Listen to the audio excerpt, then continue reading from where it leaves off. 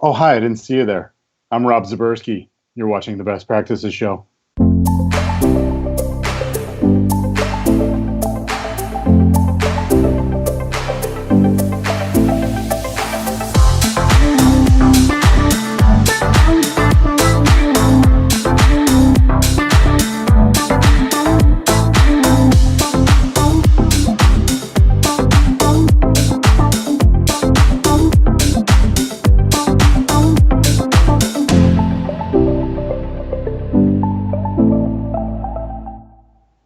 Hey guys, thanks for watching the Best Practices Show. We take a look at the best business practices from the best dental practices all over. And I have a huge treat for you. You already saw it in the introduction, one of my favorite people in dentistry. We can talk about anything all day long, and you're going to enjoy this. Rob Zaberski. So stick around. He's going to talk about how we don't go crazy and we can master this thing called our mind, and he's an expert at it. You'll see that in a second. But a couple show notes before we get started. We are shooting this live on Facebook. So as you're watching the broadcast, if you have questions, add them to the feed and I'll dish them right to Rob and we'll get the answers straight from the expert while he's on. Also, if you're watching them later on, which we're watching the metrics, a lot of you watching them late at night, all that kind of stuff, continue to add questions to the feed because we want you to get the most out of this.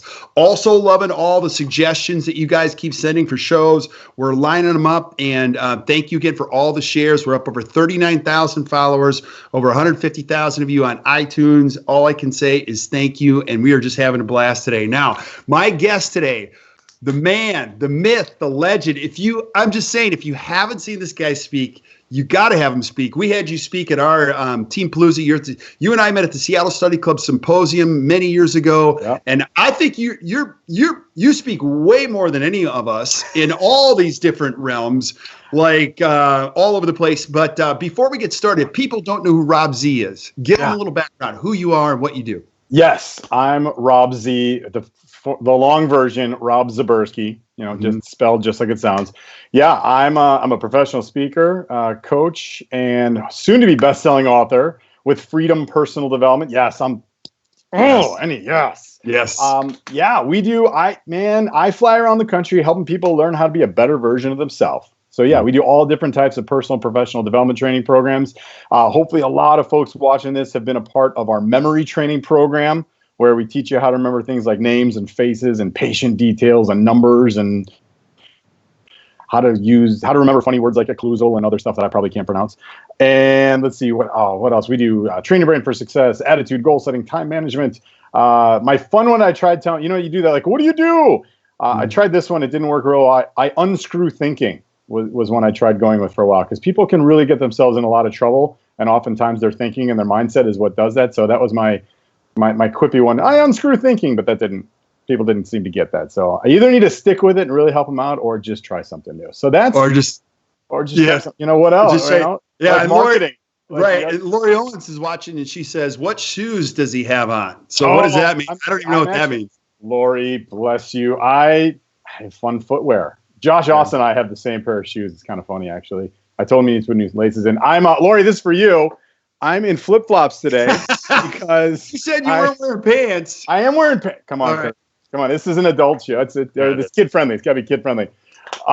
Yeah, I'm actually home in the office for the first time in many moons, and so I'm going comfortable, casual, yet professional. Yeah. And you just rode the triple bypass in Colorado. Oh, second. I'm a 2-time finisher of the triple bypass ride in Colorado. I won't lie to you, I'm pretty proud of that one. Mm-hmm. We had to dig a little deep. That was it's epic, man. For any of our cycling friends out there, it's 8.5 hours of pedaling. It's 120 miles. It's 11,000 feet of climbing. The thing starts at 7,500 feet. It ends at 9,000 feet. We go over 3 mountain passes that are 11.5, 11.9, and 10.5. It's a buster. You spent a lot of time in a saddle, Kirk. I'm sore in places I didn't know I had places. Yeah, that is awesome. But it's truly, you get such a high from it. It's a great burn. Yeah. It's funny because it's super corny. Super corny. Totally got to use all the stuff I share with people all the time, like setting little goals, having the big goal, keeping things in perspective. And my cousin came out to do it with me this time. It's the first time he'd ever done an event like this. And he was like, man, what you do works. So that was kind of cool. That's awesome. Now, you guys are experts. I've watched you develop not only to speak. We're going to talk about your book, which you've already sold many copies already, and it's not even released yet. And how people can get that? But what you're teaching right now is crazy important because people are losing their minds, right? And even dentists, you see it all the time. And you guys teach a very methodical, science-based approach, how you can keep your brain and master your thinking and get more energy. And it's counterintuitive. It's not really what you think, right? Yeah, there's what we think. There's what seems like common sense. And then there's like, just turn that around, and that's actually how to get stuff done. There's examples. We talk a lot about the biggest thing we talk about is this concept of slowing down in an effort to accelerate your results. A lot of people I talk to, I know that you do a great job of helping people kind of get their calendars nailed down to where you're only working 4 days a week and you get that 3-day weekend. So, intuitively you're like, oh my God, I've only got 4 days work. I got to go. But the reality is you got to take some time and slow down, or you're just not, you're going to have some bumps in the road. Yeah. My favorite analogy on this one I share is, if you think about a pilot flying an airplane, the goal is to land the plane safely and get all the passengers to the destination. The most important thing, the most important thing that the pilot needs to do in order to accomplish his goal is literally pull back on the throttle. Like if he didn't physically slow down the plane, it would never land, or if it did, it would crash, and that's just not achieving the goal. So that's like the really super simplified version of example of what I mean to slow down in an effort to speed up. Right. In today's day and age, do you think our brains are any different than our parents, or like, is there more stimulus going on? Because you hear the argument in dentistry, we're getting less sleep. We got more digital responses going in our brain. Is it the same, or is it harder these days to get our brain focused? I don't think anybody would disagree with that. I think it's harder. I think we have, and I think it's because we have so many more distractions available to us. I mean, listen, this has been talked about. I've talked about this. You've talked about this. There was how many channels, dude? How many channels did we have growing up? Three. Yeah. Three. No, and one of them was black. Well, I don't know, but I had the needle nose pliers. Do you know? I was going to ask you. Listen, check this out. My aunt and uncle had the wired remote that had like 7 little toggle switches, like boom, boom. Oh yeah. Which one? So only 3 of them worked, but there were 7. They were planning ahead. But like, look, dude. I mean, we got watches. We got phones. We got iPads. We've got computers. We've got TVs. We've got monitors. Dude, there's so many opportunities for us to be distracted. So yeah, and like our brain just squirrel. It's just off to the races no matter what. We've got patients coming in. We've got staff. It's the sheer number of distractions alone. It's not TV channels. It's not radio stations. It's not Sirius XM stations. It's not Spotify. It's just we inherently we adapt and we go, and then all of a sudden it's just like that whole idea of the bar getting raised. What used to be just like balls to the wall is now the norm, and then you just keep going up and up and up. And I know that you and I had the chance to see Peter Diamandis speak at Symposium this year. Yeah, it was so funny. People around me are like, "Do you get any of this?" I'm like, "Don't talk to me right now. I'm geeking out. I'm totally geeking out right now." Yeah, but he talked about, if you've been uncomfortable with the acceleration in technology in the last 5 years, just like hold on tight, because we're going to see more growth and more acceleration in the next 2 years than we saw in the last 5 to 10 combined. Yeah. So like it's not going away, and it is the norm. But the good news is we don't have to be a slave to it. Right. Like there's a bunch of very simple, so simple that like in today's day and age seems like, well, why? That's just dumb. But the reality, it's those things that work so well, you stop doing them. You know what I mean? And so just getting back, reconnect with some of those tiny little things to get your brain refocused, that'll be the difference maker for a lot of people in the next 2, 5, 10, 20 number of years. Yeah, absolutely. And if you're watching, you got to watch what this guy talks about, because he is spot on. It's hilarious, but it also works because I use a lot of the stuff that you talk about. And before we get into the how, I want you to talk about the why in this, because training your brain now is a very important subject. You can't turn on the TV without hearing about the mental health crisis, which I agree. Like, we got a major mental health crisis going on. Talk about how important this is to control this thing between your ears for the coming years. It's totally key to the whole scenario. I mean, we've got, and risk of sounding overly promotional, we've got like 1 or 2 chapters of the book that talked about different ways to take care of yourself. Everything from how you talk to yourself, to your input sources, what you read and watch and listen to going, what do you do? What do you do for a workout? I mean, I won't lie to you. I just abused myself for 8.5 hours on a bicycle, but I mean, it was cathartic to a degree. I mean, it was a mental health day for me. Yep. It just, you got to do it. It's easy to get stuck in this rut, what feels like the groove, but is actually the rut. And just giving yourself the opportunity to get away from that and take care of yourself mentally. It's huge. My cousin, who I spent the last like 3 days with, he's a firefighter in Elk Grove Village, which is the next town over from me. And I mean, they got he's seen some stuff. And those guys get the worst calls, I'm telling him we're going to stay at this hotel. He's like, oh yeah, no, I don't go in those places. I'm like, why? He's like, I can tell you some stories and I can tell you some stories, but again, it's a family show. Right. So, he's like, yeah, those extended stay places. But, no, one of the things he talked about is like in the firefighting world, they're really investing in and spending a lot of time and effort in, therapy and having people taking time to just pay more attention to their mental health. Because if you think about it, these are the guys that are like, gotta grind it out, gotta harden the F up, right. And the reality is that's actually detrimental. And it's not sustainable. It's not a matter of if, it's when you're going to crack. And when they crack hard. And I mean, look, if I need to be saved from a fire, I would really prefer that my firefighters be, on top of their mental game. And I mean, just substitute dentist or perio or endo or oral surgeon or in that same scenario. And I think we all agree, like, I want who's ever playing around in here, I want them on top of their mental game so that they're getting it done at a high level. Yeah, you don't want to be looking up and one eyeball's going this way and one eyeball's going this way, and you're like, Doc, what's happening? And you're like, you don't even want to know,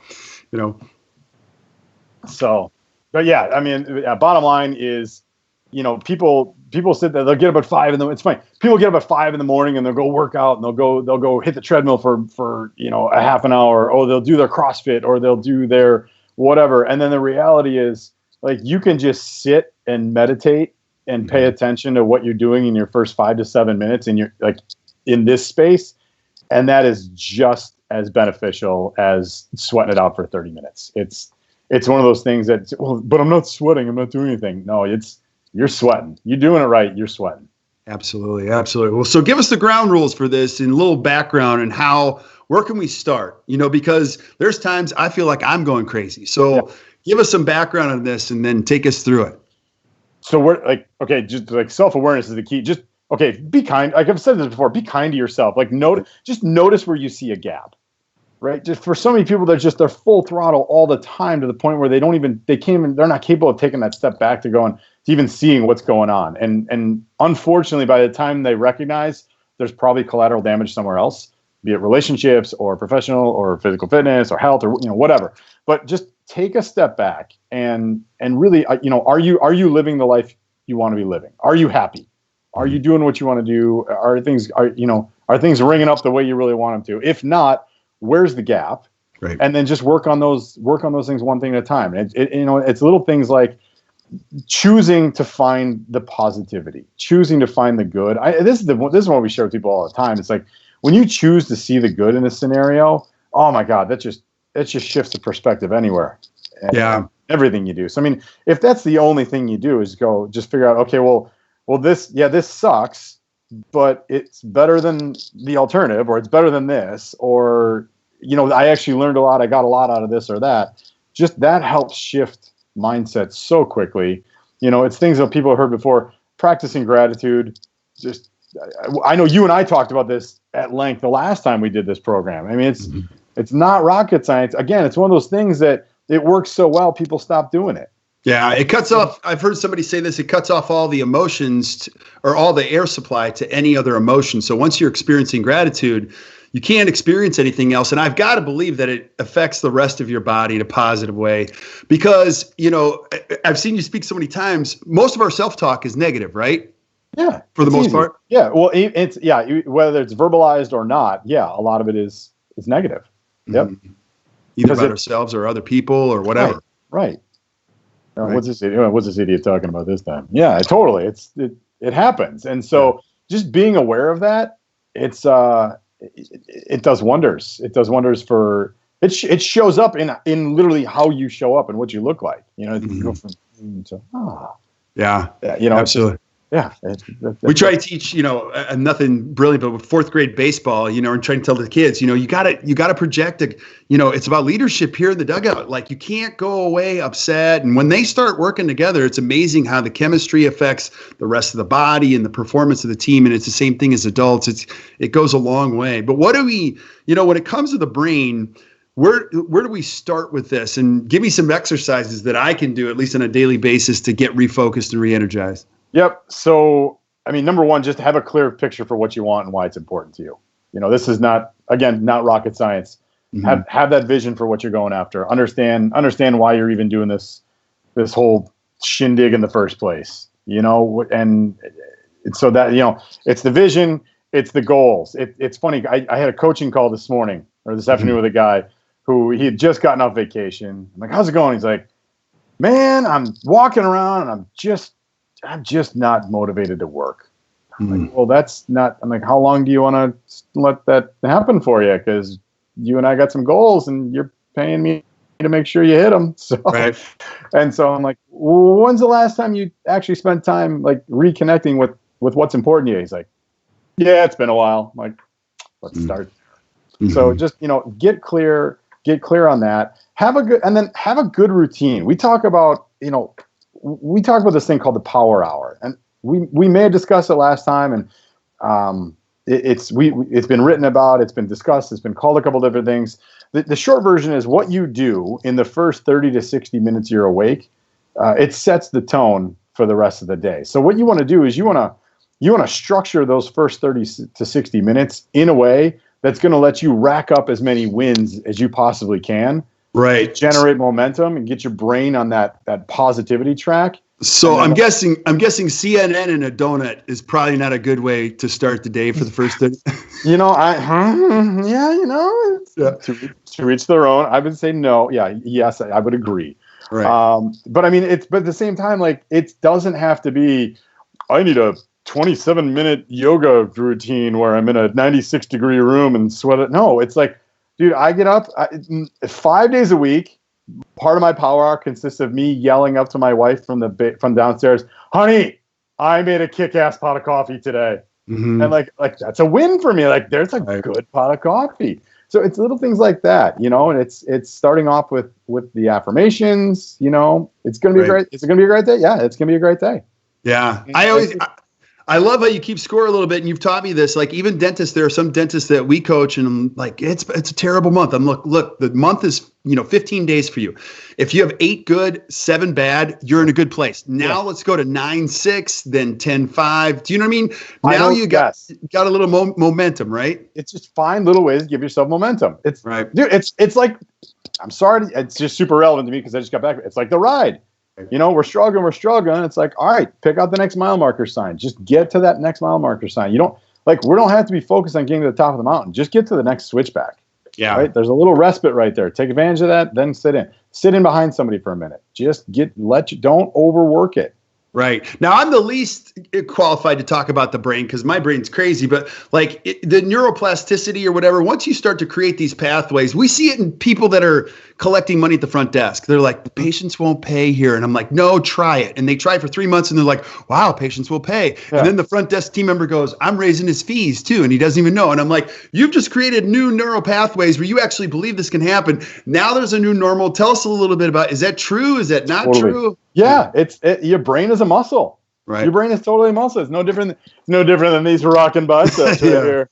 Like, if I want to get swole, you know, like, I'm going to work that muscle and I'm going to recover, and like, it's going to grow. Your brain does the same thing. You carve these new neural pathways, And the analogy I talk about, I think I talked about it. The analogy I like, it's that like when you walk in the snow, like you live in Milwaukee now, so you get to you've been there a winter, like you remember, like like we get when we get that good snow, like that 6-8 inch snow overnight, and you wake up and you're like, oh my god, I got to, and like nobody's shoveled the sidewalk yet, and if you got to walk, you're always taking those big giant steps, right? Because you want to cover as much ground as you can without getting snow in your shoes, and then if somebody else comes out after you, they're like, oh sweet, somebody else walked there, I'm gonna use those steps because that's way easier for me. It's a little bit easier for them, right? And then over time, like you miss a little bit, it gets a little bit more, and then by like 11 o'clock, if nobody's shoveled yet, you've got like the smooth path.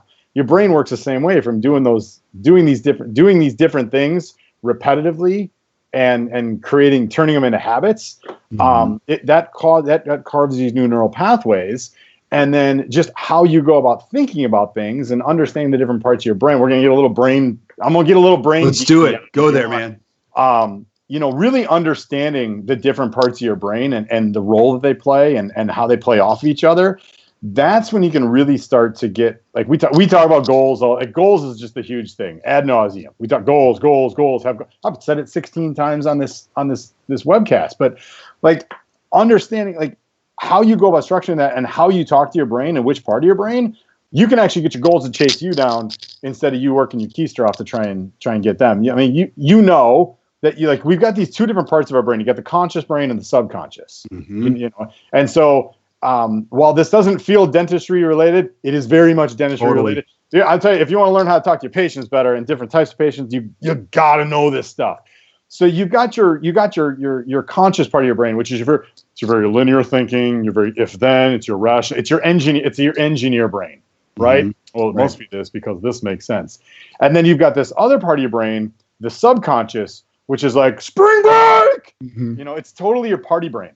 Yeah, and they both play a role, but understanding that putting more time, effort, energy into working with your subconscious is just way more beneficial. It's like exponentially more beneficial to you because it's there. It's way bigger. Your subconscious is way bigger than your conscious. It's like 1,000,000 times bigger, like to the tune of 1,000,000,000 times more powerful.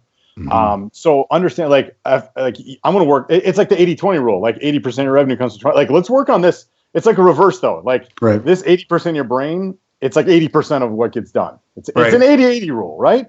Totally making stuff the way. But like I'm going to put my effort into like this big money making part of my brain.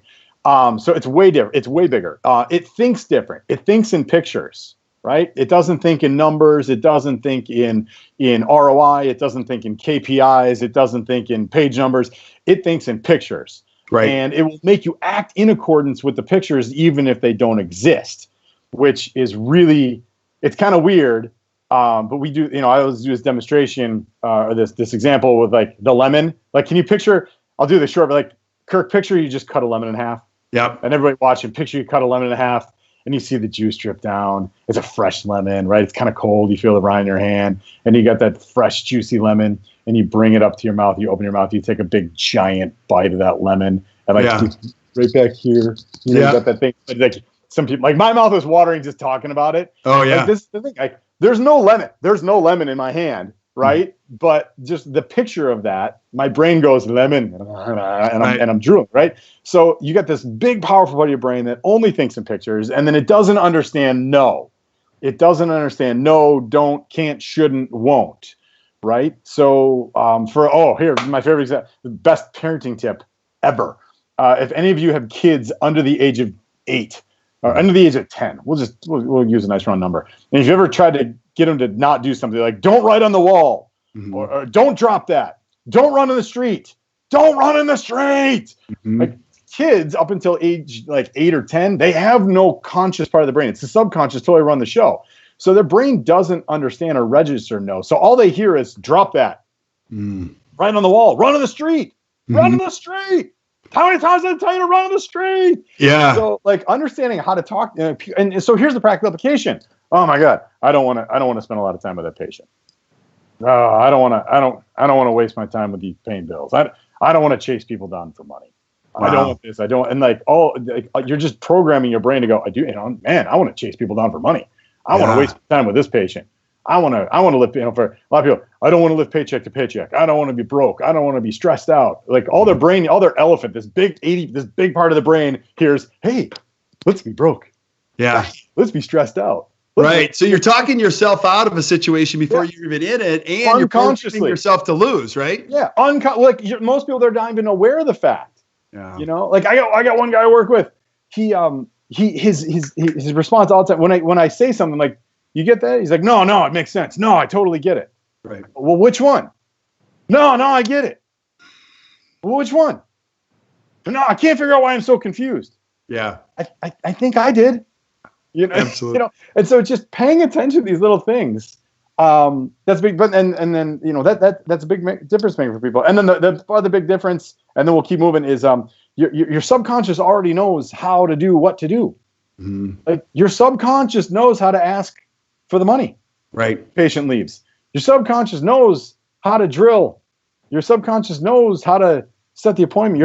All the tactical stuff that I know you do an amazing job of sharing and coaching with folks.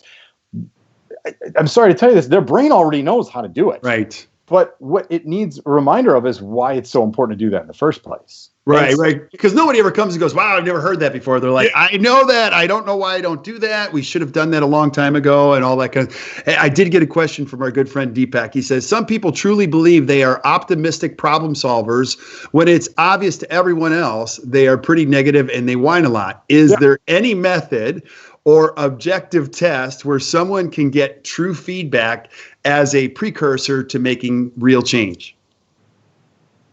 Can you rephrase the question? Can you repeat the question? It's people that think they're optimistic, and you can see they're not. Is there some type of test that would show them, that would give them some sense of self-awareness? No. Like we joke about this. Like I have a friend of mine, and he's an employer. He's like, people are so unaware. They're like, no, I'm a hard worker. He goes, anyone who says that in an interview, you're fired, right?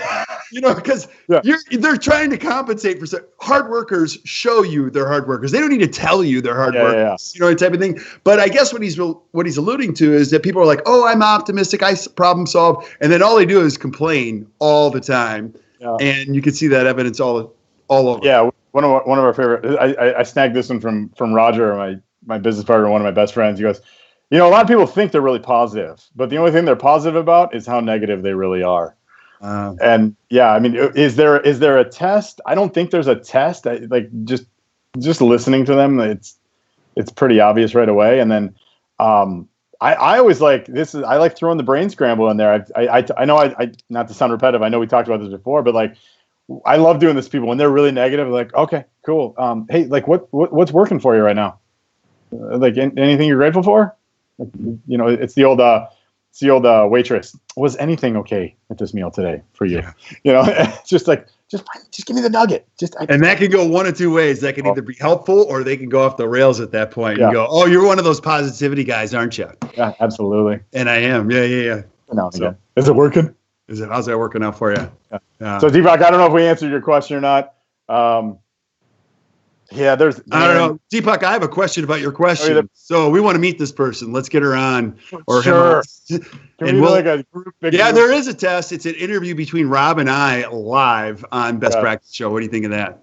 I don't know if that would work. So we'd have to set it up on the screen. So I'm here and you're here and they're right here. That'd be amazing. We can totally do it. But let's go back to refocusing our brain. Yeah. Because you and I can chase any squirrel in any woods here.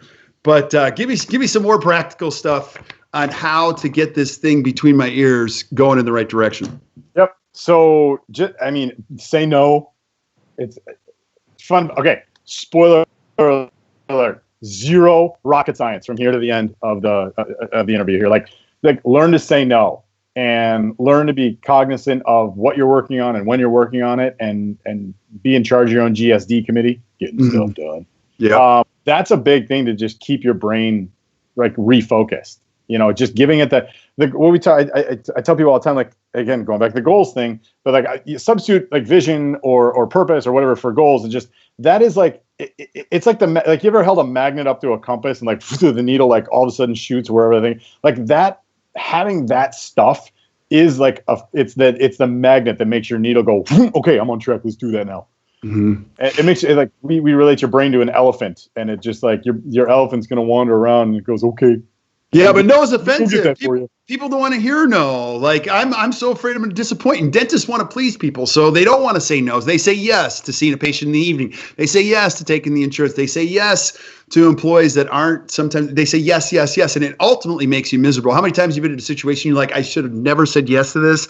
I'm going to waste 5 hours now, and I don't even want to be here. Type of a thing. I do respect people a lot when they're like, nope, not going, nope, not going to do that. I know. Yeah, we tell people you got to just kind of like. You got to run out of stuff. It's just totally not PG. You got to be all out of dams to give.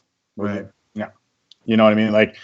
We tell people, and there's a book. There's a great, the Subtle Art of Not Giving an F. I saw that one. Actually, my team picked it up and they loved it. They loved it. Yeah. It's fun. I get like an email a week from somebody I've worked with. They're like, oh, I just read this book. Do you know this one? Because it's totally you. Right. But and that's not a braggy thing, but just getting the whole premise of that book, kind of give you the Cliff's Notes, is that it's not so much that you don't care or that you don't give an F. It's that what you do care about carries so much more weight and importance that you're focused on that, and anything that isn't related to that can fall by the wayside. Right. In teenagers and being married, we can all pick your battles. Do you know what I mean? I'm going to lose that one, but I'm winning this one, type of a thing. Yeah. And so that's one thing we talk about too. It's just like the power of not caring is oh man, I'll never forget. I was doing some work in a financial services office a couple years ago. And what sets you apart as a financial advisor? And these guys I like to help people and I like to manage success and all this and that. And this guy's like, oh, I have the power of not caring. I'm like, oh, you're my hero. I like this guy. Right, right. I don't care what you do with your money. Well, it's counterintuitive because by not caring, you can lower your visceral response to everything. My wife and I talk, it's okay to play dumb sometimes. Like I play dumb. I'm like, when people are like confidently wrong, I'm like, that's interesting. Cause I could battle. I'm like, I've seen the literature on that. I know what you're I'm thinking about 3 conversations ago when you look like really dumb in front of me. What was I saying? Yeah. Right. I was like, really interesting. That's fascinating type of a thing, You don't always have to be right, but because I've watched people lock horns and just completely disagree and then get really upset about something stupid that doesn't matter. And that can make you nuts too. Oh, it's MAS or FAS.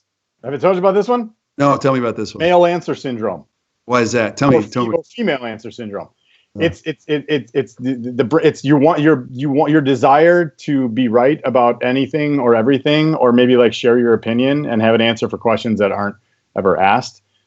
You can always tell when someone is suffering from, I call it MFAS because I want to be gender neutral. So, there's no specificity to it, but you can always tell, that's all. When somebody starts, that's MAS. Oh my God, here it comes. They're going to do it. They're going to just be MASing. And it's amazing. You vomited those words just now. That was amazing. Let's see. The problem is, I heard. That's another good one. That's another. So avoid some of these. If you find yourself often saying things like, and actually, that's my friend. Actually, that's in the game of negativity one-upsmanship. No one is a winner. Right. When they use and they cite references from YouTube, that's always a challenge. I saw it on YouTube, and I'm like, really? That's good. Got it. And also, if you got MAS, then you haven't listened to the number one rule to stay married as a man is you can be right or you can be married, but you can't be both, right? Exactly. You got to pick one, right? Right. So anyway, again, this is big brain science right here. Yeah, I know. There's probably people going, oh my God, there's notes being taken left and right here. But no, I know you asked for tactics and what are the things we can do? The biggest thing you can do is just be looking for these indicators that you may have a runaway brain. Right. And I'm here to tell you firsthand that if you've got a pulse, you probably have a runaway brain.